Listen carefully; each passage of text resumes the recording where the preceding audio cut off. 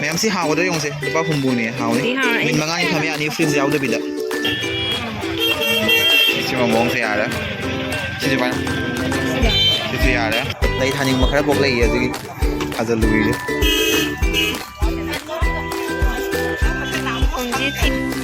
ꯈꯣꯡꯖꯤꯠ ꯑꯃ ꯂꯧꯔꯒꯦ ꯃꯌꯥꯝ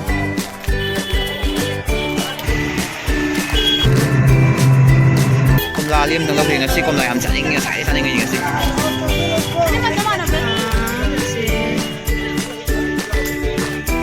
ꯍꯧꯖꯤꯛ ꯌꯨꯝꯗ ꯍꯟꯗ꯭ꯔꯣꯕꯅꯤꯅ ꯀꯩꯝ ꯆꯥꯗ꯭ꯔꯦꯗ ꯆꯥꯛ ꯆꯥꯔꯨꯗ꯭ꯔꯕ ꯍꯤꯟꯖꯥꯡ ꯑꯍꯥꯎꯕ ꯊꯣꯡꯉꯝꯃꯦ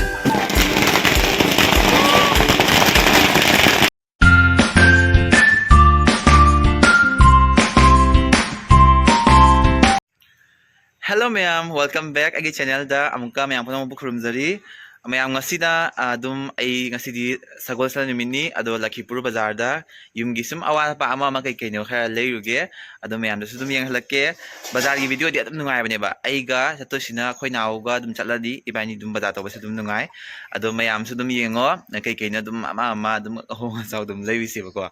ado yang halak ayuk nganta gi sakni yangdri तुम हवत पका यूजर है ब्रेकफास्ट तौरे कब कब सनस्क्रीन खरा तैसलबने चलनी हजी मैं वीडियो से मखा तानिंगो सिदी बाजार की वीडियो नि सोइदना नुंगाइनी खल्ले मैं चलसीको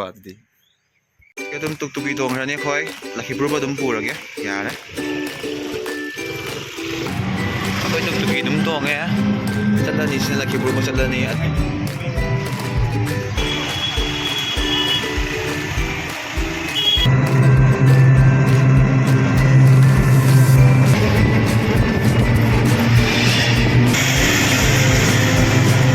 बाजार यौगे मैम हजब कुमने खोय अदुगा हौरगे बाजार हौरे सकेंड हेना वानिंग नंदिंग ali mara mi yam tinri ko yam zole makhal लौगे हजे अखोय अहानबदा कई कई योनबा फजा फजाबा यंगदोके हाना अदुगा सेकेंड राउंड लेगेबा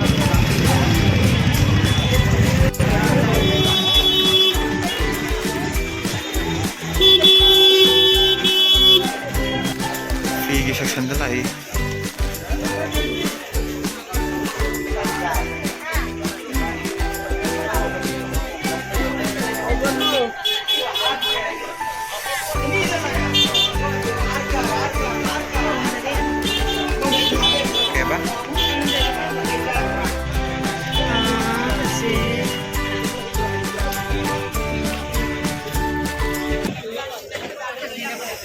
होय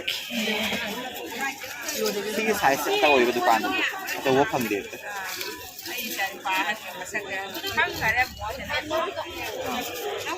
ꯈꯣꯡꯖꯤ ꯊꯤ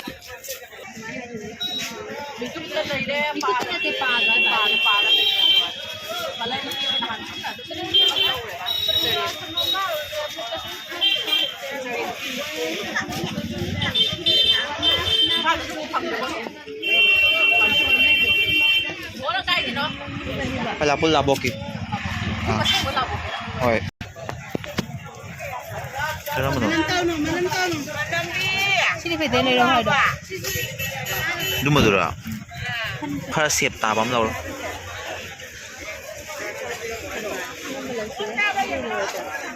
Oh, jengenge. Jenga malaw. ꯈꯣꯡꯖꯤ ꯈꯪꯉꯦ ꯃꯥꯒꯤ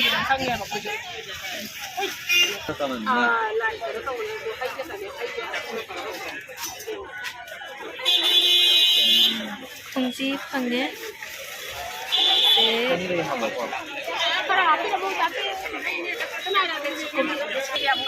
Yung lagi mayam sinay chan pi emagi dum hak nanabai ai tene ada mai du jol hobi khamra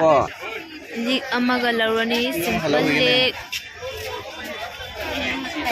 ai lik amaga khoinau jaimagi mana amaga lawre sina magi mu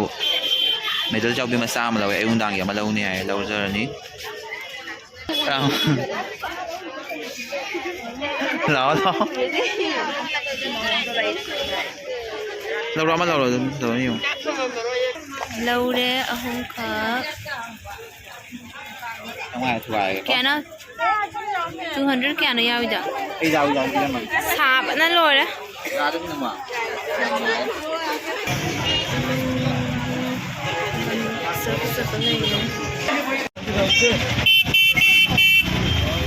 ꯃꯣꯖꯥ ꯑꯝꯇ ꯌꯦꯡꯈꯤꯒꯦ ꯃꯌꯥꯝ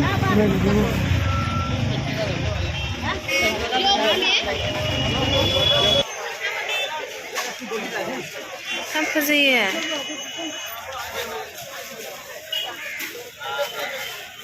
ꯍꯥꯎꯅꯤꯀꯣ ꯀꯩꯅꯣ ꯂꯩꯗꯣꯏꯁꯦ ꯀꯌꯥ ꯍꯥꯏꯕ ꯑꯁ ꯇꯥꯡꯉꯦ ꯆꯥꯅꯤꯡꯉꯦ ꯑꯩꯁꯨ ꯀꯥꯡꯁꯨꯕꯤꯁꯦ ꯌꯨꯝꯗ ꯆꯥꯔꯨꯔꯁꯤ ꯑꯗꯨꯝ ꯇꯥꯔꯒ ꯂꯧꯔꯦ ꯀꯌꯥꯅ ꯂꯧꯗꯣ 50 ꯑꯩ ꯍꯥꯏꯒꯦ ꯍꯥꯎꯅꯤꯅꯦ ꯁꯦ ꯆꯥꯝꯃꯉꯥ ꯃꯉꯥ ꯍꯨꯝꯐꯨ ꯆꯥꯝꯃꯉꯥ ꯀꯌꯥ ꯍꯥꯏꯕ ꯑꯗꯨꯃꯗ ꯀꯌꯥ ꯍꯥꯏꯅꯣꯗꯣ 어떤 탕 보고 있어요? 프리스타라 프리스타라 빠진 탕보니 ꯃꯌꯥꯝꯁꯤ ꯍꯥꯎꯒꯗ꯭ꯔꯥ ꯌꯦꯡꯉꯨꯁꯦ ꯂꯨꯄꯥ ꯍꯨꯝꯐꯨꯅꯤ ꯍꯥꯎꯅꯤ ꯃꯤꯅꯤꯠ 5ꯅꯤ ꯊꯝꯃꯦ ꯌꯥꯅꯤ ꯐ꯭ꯔꯤꯖ ꯌꯥꯎꯗꯕꯤꯗ ꯂꯦꯞꯄ ꯀꯥꯞ ꯂꯥꯞ ꯂꯧꯔꯣ ꯁ꯭ꯋꯥꯏꯗꯒꯤ ꯐꯖꯕ ꯈꯔ ꯈꯜꯂꯦ ꯃꯌꯥꯝ ꯑꯁꯤꯃ ꯈꯜꯂꯦ ꯁꯤꯃ ꯀ꯭ꯌꯨꯠ ꯑꯣꯏꯕꯅꯤ ꯁꯤꯁꯤꯃ ꯈꯜꯂꯦ ꯑꯗꯨꯒꯤ ꯁꯤꯁꯤꯃ ꯈꯜꯂꯦ ꯃꯃꯟꯗꯤ ꯈꯔ ꯑꯗꯨꯅ ꯄꯥꯏꯕ ꯌꯦꯡꯒꯦ ꯃꯁꯤ ꯄꯥꯏꯕ ꯃꯑꯣꯡꯗꯣ ꯌꯦꯡꯒꯦ ꯁꯤꯁꯤꯃ ꯃꯑꯣꯡꯁꯦ ꯌꯥꯔꯦ ꯁꯤꯁꯨ ꯄꯥꯏꯌꯣ ꯁꯤꯁꯨ ꯌꯥꯔꯦ ꯁꯤꯁꯨ ꯄꯥꯏꯌꯣ ꯁꯤꯁꯨ ꯄꯥꯏꯌꯣ ꯐꯖꯅ ꯈꯔ ꯂꯥꯞ ꯄꯥꯏ ꯎꯗꯦ ꯁꯤꯃꯒ ꯌꯥꯔꯦ ꯐꯖꯩ ꯃꯌꯥꯝ ꯏꯟꯖꯥꯡ ꯅꯥꯄꯤꯗꯤ ꯌꯨꯝꯗ ꯂꯣꯏ ꯄꯥꯟꯕꯅꯤꯅ ꯂꯧꯔꯔꯣꯏꯒꯦ ꯑꯩꯈꯣꯏ ꯂꯩ ꯊꯥꯅꯕꯒꯤ ꯍꯧꯖꯤꯛ ꯁꯤ ꯂꯧꯈꯤꯒꯦ ꯅꯪ ꯀꯩꯗꯧꯔꯁꯦ ꯍꯥꯏꯔꯣ ꯑꯄꯤꯛꯄ ꯃꯆꯥ ꯑꯃꯒ ꯑꯗꯨ ꯆꯥꯝꯃ ꯑꯣꯏꯍꯜꯂꯁꯨ ꯌꯥꯔꯕ꯭ꯔꯥ ꯍꯪꯉꯨ ꯌꯥꯒꯗ꯭ꯔꯥ ꯌꯥꯍꯜꯂꯣ ꯁꯤ ꯑꯅꯤ ꯑꯃꯒ ꯁꯤ ꯃꯆꯥ ꯑꯃꯒ 100 ꯌꯥꯍꯜꯂꯣꯀꯣ ꯂꯩ ꯊꯥꯅꯤꯡꯕ ꯈꯔ ꯄꯣꯛꯂꯛꯏ ꯑꯗꯨꯒꯤ ꯊꯥꯖꯤꯜꯂꯨꯏꯌꯦ ꯀꯥꯏꯕ꯭ꯔꯥ ꯀꯥꯏꯗꯦꯅ ꯌꯥꯔꯦ ꯁꯤ ꯂꯧꯁꯜꯂꯒꯦ ꯂꯧꯔꯦ ꯁꯤ ꯀꯌꯥ ꯍꯥꯏꯕ ꯍꯨꯝꯐꯨ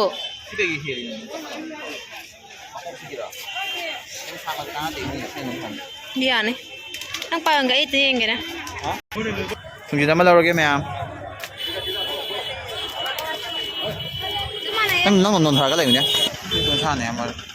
ꯀꯨꯟꯊ꯭ꯔꯥ ꯍꯥꯏꯔꯣ ꯐꯕ꯭ꯔꯥ ꯌꯦꯡꯉꯨ ꯄꯥꯏ ꯌꯦꯡꯉꯨ ꯀꯣꯝꯂꯥ ꯑꯃꯇꯪ ꯂꯧꯒꯦ ꯉꯁꯤ ꯀꯣꯝꯂꯥ ꯌꯥꯝ ꯆꯥꯅꯤꯡꯉꯤ ꯉꯁꯥꯏ ꯆꯥꯅꯤꯡꯉꯤ ꯉꯁꯤ ꯑꯅꯤꯃꯛ ꯆꯞ ꯃꯥꯟꯅꯕ꯭ꯔꯥ ꯁꯦ ꯃꯥꯟꯗꯦ ꯑꯂꯤ ꯑꯅꯤꯗ 50 ꯇꯥꯍꯜꯂ ꯂꯧꯔꯦ ꯍꯜꯂꯅꯤ ꯍꯧꯖꯤꯛ ꯄꯣꯠ ꯑꯌꯥꯝꯕ ꯂꯩꯕ ꯂꯣꯏꯔꯦ ꯍꯧꯖꯤꯛ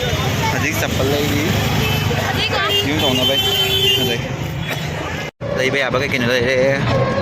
ꯌꯨꯝꯒꯤ ꯄꯣꯠ ꯆꯩ ꯑꯃ ꯆꯥꯅꯕ ꯁꯅꯥ ꯂꯨꯄꯥꯁꯨ ꯂꯧꯔꯦ ꯁꯤꯁꯨ ꯂꯧꯔꯦ ꯂꯩ ꯊꯥꯅꯤ ꯑꯗꯒꯤ ꯁꯤꯁꯨ ꯂꯧꯔꯦ ꯍꯧꯖꯤꯛ ꯌꯨꯝꯗ ꯍꯟꯗ꯭ꯔꯣꯕꯅꯤꯅ ꯀꯩꯝ ꯆꯥꯗ꯭ꯔꯦꯗ ꯆꯥꯛ ꯆꯥꯔꯨꯗ꯭ꯔꯕ ꯍꯤꯟꯖꯥꯡ ꯑꯍꯥꯎꯕ ꯊꯣꯡꯍꯧꯔꯤ ꯍꯥꯏ ꯑꯗꯨꯅ ꯁꯤ ꯆꯠꯁꯤꯜꯂꯒ ꯑꯗꯨꯝ ꯍꯜꯂꯅꯤ ꯍꯜꯂꯣ ꯃꯌꯥꯝ ꯑꯩꯈꯣꯏ ꯕꯖꯥꯔ ꯍꯜꯂꯛꯄꯗ ꯀꯅꯥꯅꯣꯝ ꯊꯦꯡꯅꯗꯣꯔꯦ ꯑꯩꯈꯣꯏꯒꯤ MLA ꯂꯥꯛꯇꯣꯔꯦ ꯍꯧꯖꯤꯛ ꯑꯗꯣ ꯌꯥꯝ ꯇꯟꯖꯥ ꯆꯥꯅ ꯃꯥ ꯑꯣꯛꯄ ꯑꯣꯏꯅ ꯑꯩꯈꯣꯏ ꯃꯇꯥ ꯆꯥꯔꯦ ꯍꯧꯖꯤꯛ ꯑꯗꯨ ꯌꯦꯡꯍꯜꯂꯛꯀꯦ ꯕꯖꯥꯔ ꯂꯣꯏꯔꯦ ꯍꯧꯖꯤꯛ ꯁꯤ ꯃꯇꯦꯛ ꯑꯃ ꯍꯥꯞꯄꯒ ꯂꯣꯏꯁꯤꯜꯂꯅꯤ ꯑꯩꯈꯣꯏ ꯕ꯭ꯂꯣꯛ ꯐꯖꯅ ꯂꯩꯊꯔꯦ ꯄꯣꯠ ꯄꯩꯁꯥ ꯂꯣꯏ ꯂꯩꯍꯧꯔꯦ ꯁꯒꯣꯜꯁꯦꯜ ꯕꯖꯥꯔꯗ